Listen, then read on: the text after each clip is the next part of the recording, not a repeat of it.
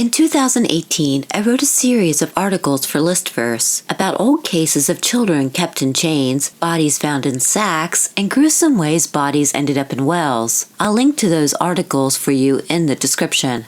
Recently, I've been itching to get back into my gory roots. And so, hi everyone, this is Elizabeth from Strange Ago, and today we are going to take a look at some old accounts about severed fingers.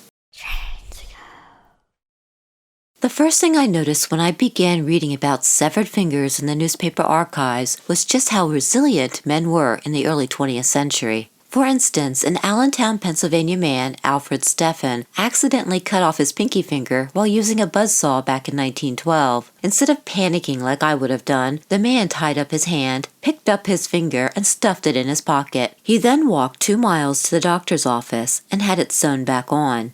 If we dig back a little further, we find a Minnesota man who, in 1901, fell while on a stepladder. The ladder also toppled over and landed on the man's hand, severing one of his fingers. Oddly enough, the man, one Elmer Barge, did not realize his finger was severed until sometime later when he saw a bit of the bony end of his finger poking through the hole in his glove. He was immediately sent to the hospital for treatment. Men were not the only ones losing their fingers. A 1922 article tells us that a Redfield, South Dakota woman, Mrs. Christian, was bit so hard by her parrot that her finger was left hanging on by a flap of skin. Unbelievably, this woman calmly sterilized a needle and some silk thread. She then proceeded to sew her finger back on. Newspapers boasted that she had cheated the local surgeons out of a job.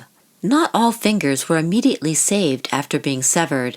Sometimes fingers and fingertips got passed around.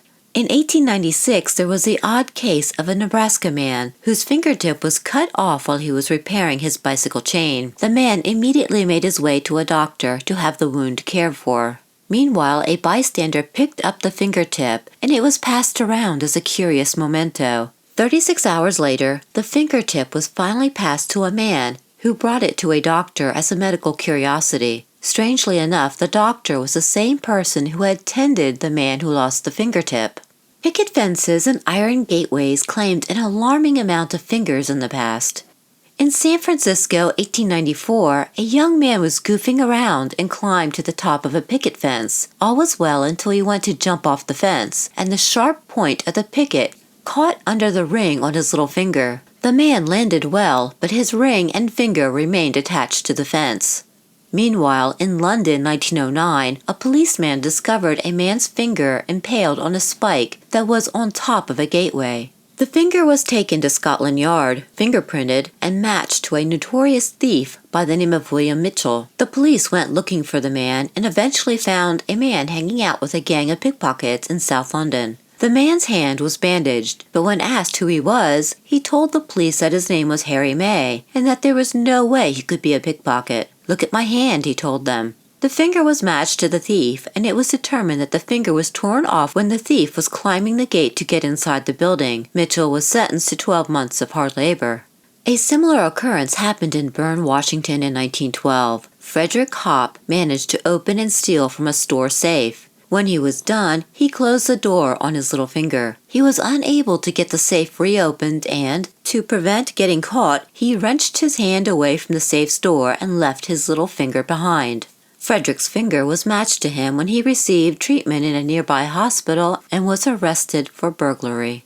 Finally, we have a strange case from 1912 when a Nevada man decided to end his existence. While working as a night fireman at a pumping station, the man took an axe and chopped off one of his fingers. Whether this was deliberate or accidental is unknown. The next day, workmen arrived at the site and discovered the bloody axe and finger. After a brief search, the man was discovered in the firebox of the boiler. His legs were sticking out of the firebox, but the upper portion of his body had been burned to a crisp.